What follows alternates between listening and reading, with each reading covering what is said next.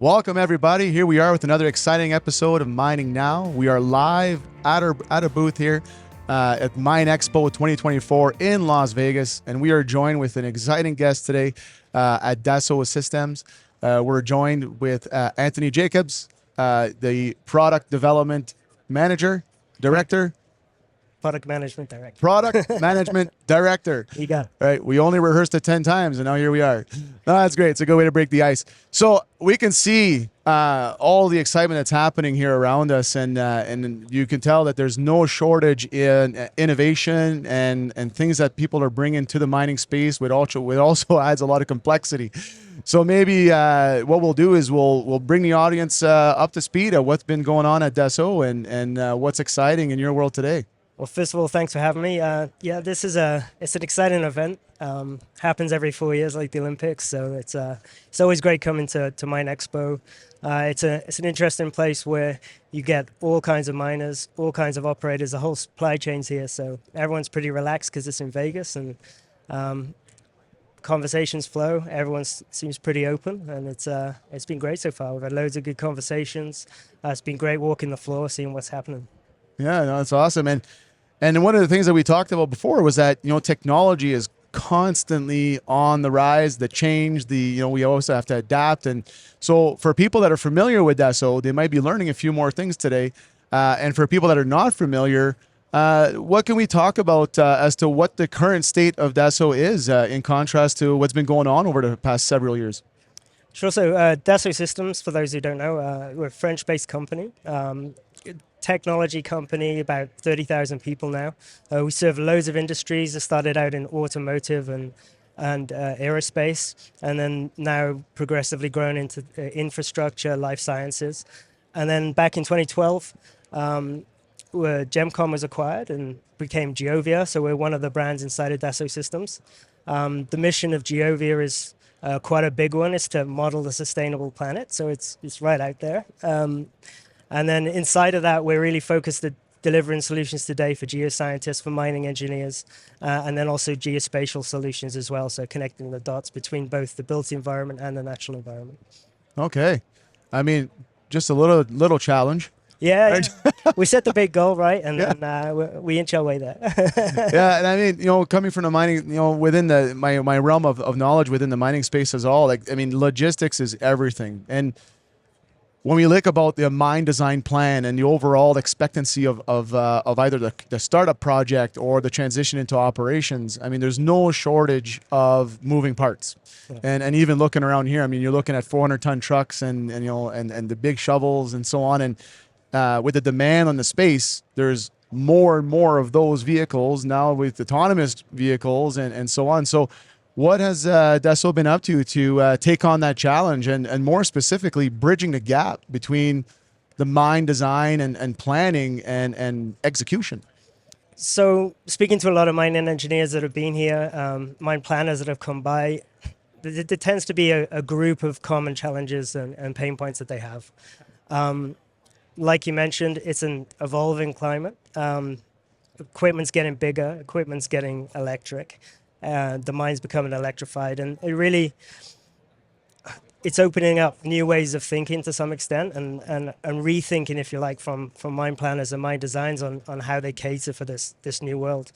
And so where we're focused is with our new solutions on the 3D experience platform is really kind of upstream first. So really when you've got these existing sites that you're trying to retrofit, or you've got a brand new operation, how do you design for the future? How do you design thinking about how you're going to cater for these electric suite of vehicles, and then also plan for the future, bring sustainability factors. How do you going to reclaim while you go? Things like that. So these are the kind of things we're focused on, and trying to help mine planners and mining engineers achieve that. Yeah, and I mean, today, everything is around the sustainability part, right? Because the demand on the sector is massive. The electrification of the world has created a mountain that we all have to overcome, and it's going to take a lot of collaboration to get there. So what does that look like for you guys as far from a collaborative space to build in that sustainability at a mine site within your range of products, and what have you learned over the past couple of years from an innovation standpoint? Yeah, I think there's a number of factors to that. I think overall, from a mine planning standpoint, in particular, it's not enough just to plan on value now, on NPV, trying to get the most money out of the ground. You really have to consider all of the environmental impacts and start to bring that into your mine plan. So you've got a lot of factors you've got to deal with, a lot of sensitivities to your project. So you've got to kind of rethink the way you go about that planning process. And what it's doing is bringing a lot more stakeholders into the planning process and the design process. And so one of the main pain points that we've had is, or people have been telling us, is that they've got challenges in collaborating with all those groups in a common environment. And then the other part is there's a lot of data. There's a lot of data coming from the operations. There's a lot of data coming from a lot of departments. And how do you consolidate that and start to bring everyone in and have a say in part of the process? So we have a collaborative first platform, and it's really about bringing all these different stakeholders in. So that's kind of the baseline, if you like, the framework of what we're doing. Mm-hmm. And that's one critical part that I've heard loud and clear at many mining functions as well, is that we've done a pretty good job at transitioning from, paper copy and things that are kind of siloed in different boxes to now collecting more data than we've ever collected in the history of mining at the same time and in real time. Yeah. So what have you guys been up to as far as like making sure that all this information that's coming from everywhere, whether it's sensors, IoT, human inputted data, automated data, what does that look like within your environments? Yeah, so there's a couple, I guess, fundamental bricks, if you like, towards that. So one thing, we're really focused on the cloud. Traditionally, we've had desktop solutions, and you'd be managing data on local hard drives or centralized hard drives. And so moving to the cloud has opened up that possibility first. Then the second one, we kind of had a clean sheet, if you like, with our platform. The platform is widely used in many industries, so that we take a lot of learnings from different industries. But what it's given us as well is a real structure to get good data models as the baseline.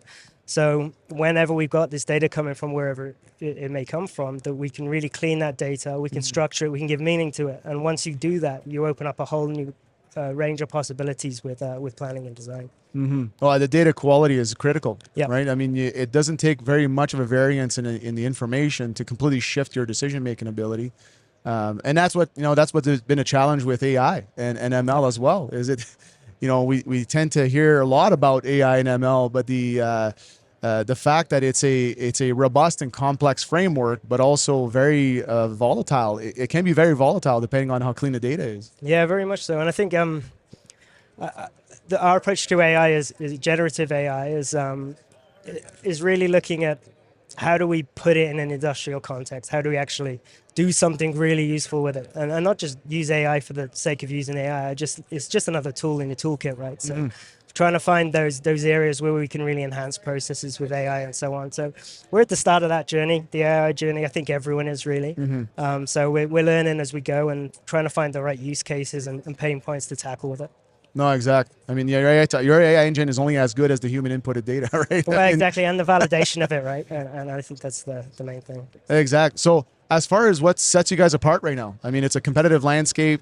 There's all kinds of moving parts in the sector, and there's no shortage of new mines starting up and old mines being restarted up and things like that. What would you say is your biggest factor that's you bring to the table that people decide we're choosing Dassault because of this?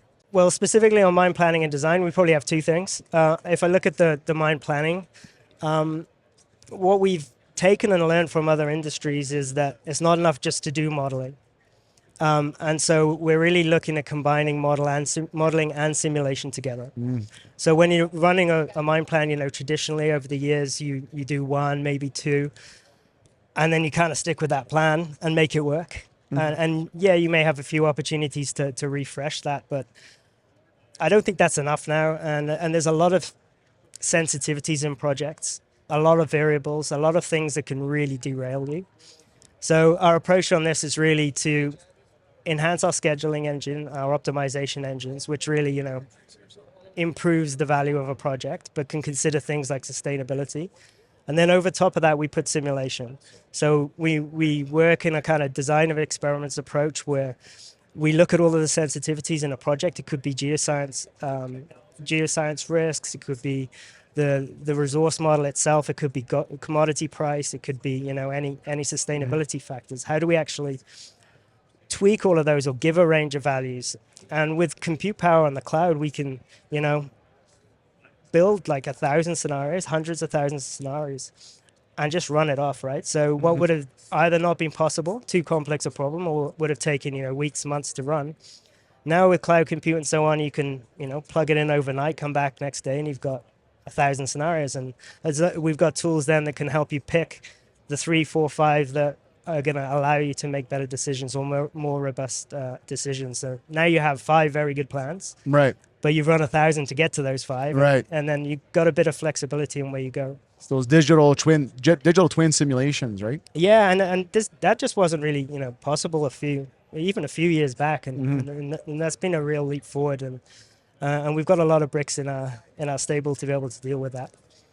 And then I think the second one is really around the planning and design process together. So mining engineers, mine designers today, if you do find something that goes wrong, you know, you've got an area you can't mine, or you've got to do a reevaluation because you've got a new resource model, that can be a real manual process to go and regenerate your mine design from scratch. That can take a number of engineers, weeks, and everyone's time poor, right? Everyone's in a high pressure environment. Right. So how do we take a lot of those manual automated tasks out of mining engineers' lives so they can spend time more evaluating those designs, validating them, or just spending more time in the field? So we have 2 concepts for this. One is parametric design to start with, and the second one is really about associativity. So by parameterizing everything, we're giving meaning, but we're capturing the knowledge and know-how of the engineer. So we're capturing all of their inputs, their thinking when they were designing, so that when you got this change or whatever, all of that's already taken care of. You can just regenerate it using the same data or the same inputs. And, you know, if people leave your company or they move on, which happens a lot, you're capturing some of that or retaining a lot of that knowledge for the new engineers that come in. And then the associativity is, how do you link that plan to the design? So if, for example, we've designed some pit shells, we're happy that we've got an optimized outline of what it could be, but then that changes. Well, now the whole shape of this thing's changed, so now I've got to go and do the redesign again. So Right. what we do is we connect that design to the plan, we connect the ramp to the design, and so on. And so once you make one of these changes, the system knows it, understands it, and the user can go and say, all right, I'm going to go and trigger this update, and it'll automatically generate it. So then there's still some user input to do some tweaks or so on, but they're only doing tweaks. They're not completely designed from scratch. Yeah, because I mean, relatively, you could be one drill program away from a total redesign, right? And it happens a lot, you know? Yeah. And that's a big shift. That's weeks of work for multiple engineers down to a day, Right. or even hours in some cases, right? And that's a huge shift. Yeah, for sure. No, that's amazing. And I think that what's happening too is that, and maybe we can unpack this from a service model perspective of what separates your company in general, is it's not enough to offer a software anymore. No. Right? Like it used to be a day where, yeah, I'll buy a software off a shelf and then install it on my computer, and it's going to do all these things for me. But as the complexities have increased over the years and the technology has advanced over the years, we have a lot more ability for consulting and services to be part of the product you offer. So are you able to expand on that a little bit too, as far as the Dassault difference on that perspective? For because I'm sure a lot of people that are listening in are saying, sounds fancy, there's a lot of information flowing around everywhere, I'm not that sophisticated in my plan yet. How do I even get started with this? Yeah, so I guess traditionally it's always been you provide some training, or we do a bunch of consulting on the side and give you a result at the end of it. And I think that it's now a lot more integrated with the actual software as a service model. And the approach we tend to take now is we want to engage on your pain points and your value and see where we can add value. Because, you know, adding software and services completely from the off on a brand new mine site is generally a lot easier than trying to retrofit when you've got a lot of systems in place. And so it's really trying to focus on those key areas where we can provide value, try and help you with your pain points. And then that comes with a services approach there, right? So how do we bring in our technical expertise? You know, we have a lot of mining engineers, a lot of geologists in the team, but also with high levels of skill in the software to try and help you figure out your problems prototype work with you, do outcome-based services if it's required, but make sure that we're working with the client's data on their problems, and then leaving them in a good place that then they can go and carry on and use the software themselves. Very good. And we didn't touch on this at all before, but it's coming to mind. I mean, with all these inputs coming from everywhere, what is the difference with what you're offering to be able to have a collaborative atmosphere amongst multiple integrated solutions? I mean, every mine site that I talk to has like a list like this long of systems they're using, and they have that challenge of putting this all together into meaningful thought for sustainability of the property. So I think that the unique thing that the 3D Experience platform has is that, and this is proven in many industries, we have a lot of clients using it, your Toyotas, your Boeings, like big companies running their business using the 3D Experience platform. Mm-hmm. And they're using a whole load of connected systems too.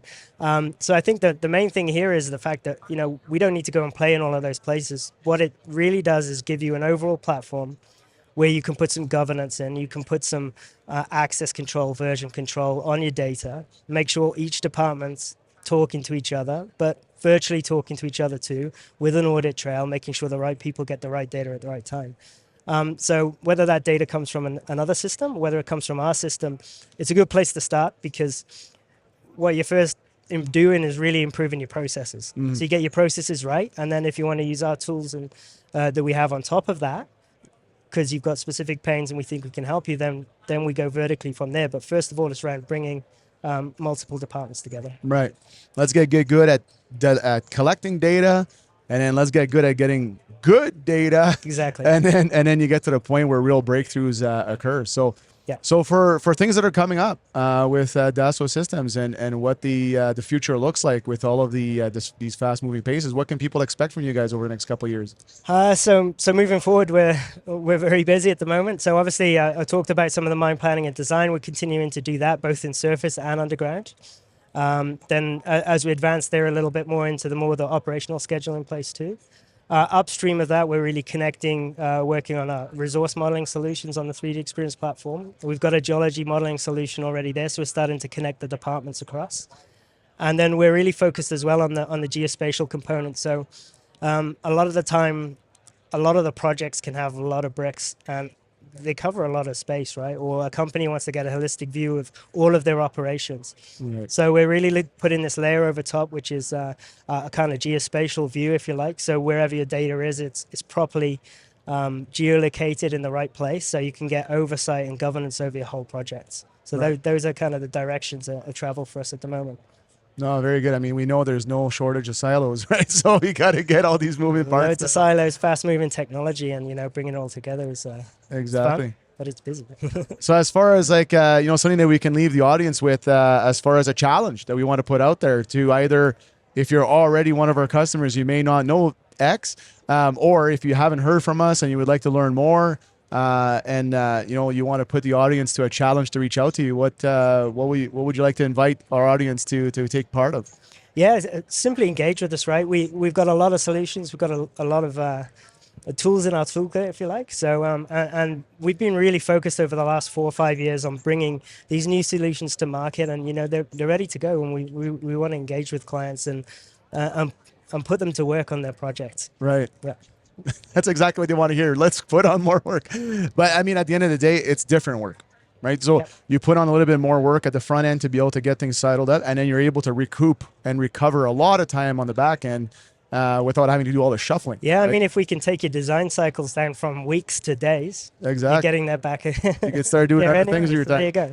That's very good. No, hey, I appreciate you unpacking Dassault Systems for everyone today, and bringing everybody up to speed as to what's coming up and what's exciting. And I will second that motion. I mean, if you haven't started your data journey, start today, right? And more specifically, get to the point where we can start getting really clean data, and reach out to Dassault. They've got a range of products and services offerings to help you be successful and to really win the day within your mining space. So you'll be able to get a hold of Dassault with the links that we're going to put below the video, either to reach out to Anthony directly or to go to the Dassault Systems website so that you can get more information.